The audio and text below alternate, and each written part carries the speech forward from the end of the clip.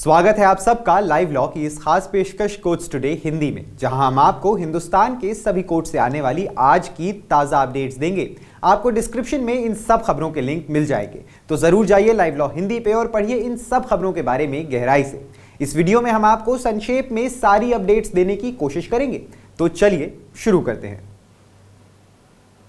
Supreme court ने आज 12 सितंबर को नेशनल ग्रीन ट्रिब्यूनल पश्चिमी क्षेत्र बेंच द्वारा जारी निर्देश पर रोक लगा दी।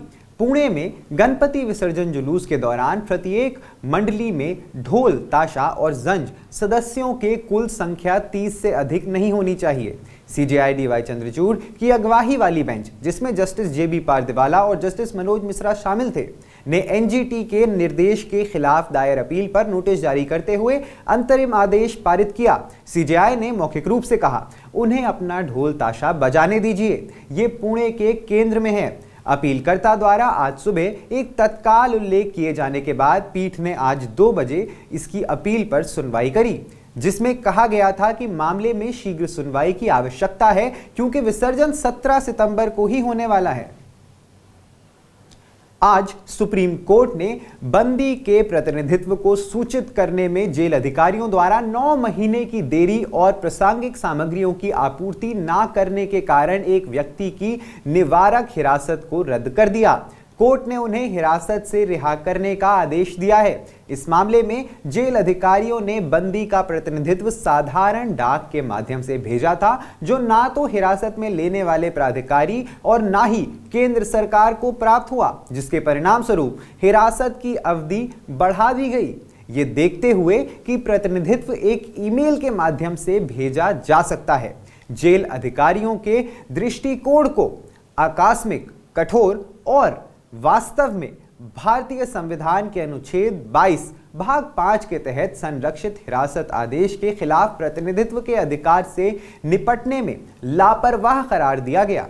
दोनों कारणों के बाद अभ्यावेदन के लिए 9 महीने और 27 दिनों की देरी हुई है। न्यायमूर्ति BR गवई, न्यायमूर्ति प्रशांत कुमार मिश्रा और न्यायमूर्ति KV विश्वनाथन की पीठ ने सभी हिरासत आदेशों को रद्द कर दिया और केरल उच्च न्यायालय के फैसले को भी रद्द कर दिया।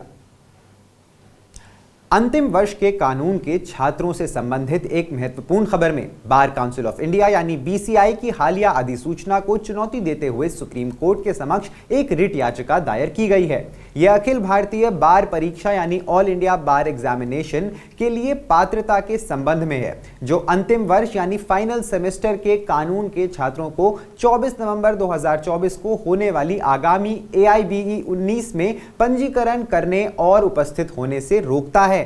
यह याचिका दिल्ली विश्वविद्यालय के कैंपस लॉ सेंटर और लॉ सेंटर में 3 वर्षीय LLB कार्यक्रम में अंतिम वर्ष के 9 कानून के छात्रों द्वारा दायर की गई है। CJI DY चंद्रचूड़ की अगवाई वाली बेंच, जिसमें जस्टिस JB पारदिवाला और जस्टिस मनोज मिश्रा शामिल हैं, शुक्रवार 13 सितंबर को मामले पर विचार करेगी।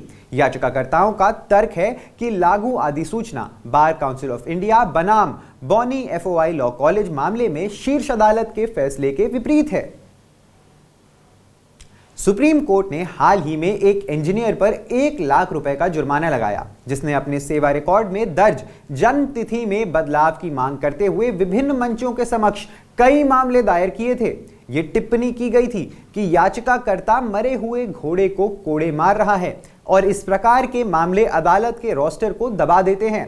न्यायमूर्ति JK महेश्वरी और न्यायमूर्ति राजेश बिंदल की पीठ ने कहा, इस तरह की मुकदमेबाजी अदालत के बोझ को बढ़ा रही है और अदालत को दबा रही है, क्योंकि याचिकाकर्ता के दावे कि विभिन्न मंचों और इस न्यायालय द्वारा कम से कम 3 बार जांच की गई थी और किसी भी स्तर पर कोई योग्यता नहीं पाई गई।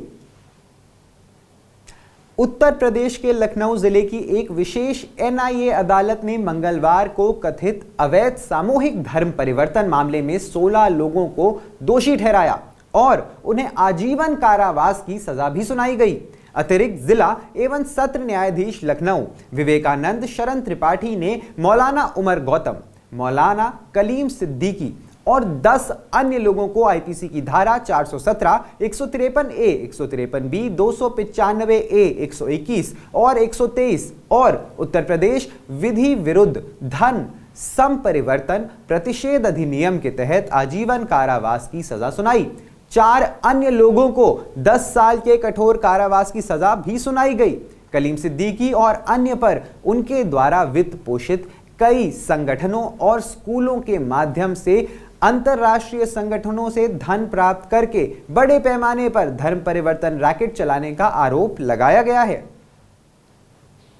कांग्रेस नेता और लोकसभा में विपक्ष के नेता राहुल गांधी के खिलाफ भारतीय न्याय संहिता के प्रावधानों के तहत केंद्रीय जांच ब्यूरो को एक नियमित मामला दर्ज करने का निर्देश देने के लिए इलाहाबाद उच्च न्यायालय के समक्ष एक जनहित याचिका यानी PIL दायर की गई है। उनकी कथित ब्रिटिश नागरिकता की विस्तृत जांच की मांग भी की गई है। जनहित याचिका में रायबरेली लोकसभा सीट से सांसद के रूप में गांधी के चुनाव को इस आधार पर रद्द करने की भी मांग की गई है कि वो भारतीय नागरिक तो है ही नहीं बल्कि एक ब्रिटिश नागरिक हैं और इस प्रकार लोकसभा चुनाव लड़ने के लिए पूरी तरह से अयोग्य हैं। जनहित याचिका में यह भी कहा गया है कि जिस दिन गांधी ने ब्रिटिश नागरिकता हासिल कर ली उस दिन से वो भारत के नागरिक रहे ही नहीं। यदि उन्होंने 2003 या 2006 के बाद भारतीय नागरिकता हासिल कर ली है तो उन्हें इसे अपने नामांकन पत्र के साथ दाखिल करना चाहिए था। झारखंड उच्च न्यायालय ने जमताड़ा विधायक और राज्य के ग्रामीण विकास मंत्री डॉक्टर इरफान अंसारी के खिलाफ आरोपों को रद्द करने से इनकार कर दिया है, जिन पर नाबालिग बलात्कार पीड़िता की पहचान व्हाट्सएप के माध्यम से मीडिया में प्रसारित करने का आरोप लगाया गया है। न्यायमूर्ति अरुण कुमार राय की एकल पीठ ने IPC की धारा 428A का उल्लेख किया, जो किसी भी मामले में बलात्कार पीड़िता का नाम या पहचान छिपाने या प्रकाशित करने पर रोक लगाती है। इसने आगे कहा कि पॉक्सो अधिनियम की धारा 23 जो किसी भी प्रकार के मीडिया या स्टूडियो या फोटोग्राफिक सुविधाओं में नाबालिग बलात्कार पीड़िता की पहचान उजागर करने पर रोक लगाती है, इसमें व्हाट्सएप ग्रुप भी शामिल हैं। अंसारी ने सत्र न्यायालय के आदेश को चुनौती दी थी, जिसने आरोप मुक्त करने की उनकी याचिका खारिज कर दी थी। ज्यादा जानकारी के लिए सब्सक्राइब करिए हमारा YouTube चैनल या विजिट करिए हमारी वेबसाइट www.livelawin, जहां आप इन सारी ही खबरों के बारे में अच्छे से जान सकते हैं। लाइव लॉ हिंदी पे आपको हिंदी में सारी ताजा अपडेट्स भी मिल जाएंगी। अगर आपको ये वीडियो पसंद आया है तो इसे लाइक करिए और कमेंट करिए अपने व्यूज। हमें YouTube पर सपोर्ट करने के लिए हमारे चैनल को ज्वाइन करिए एज ए मेंबर और सिर्फ 89 रुपए प्रति माह में आप हमें सपोर्ट करके लीगल जर्नलिज्म को प्रमोट कर सकते हैं। धन्यवाद।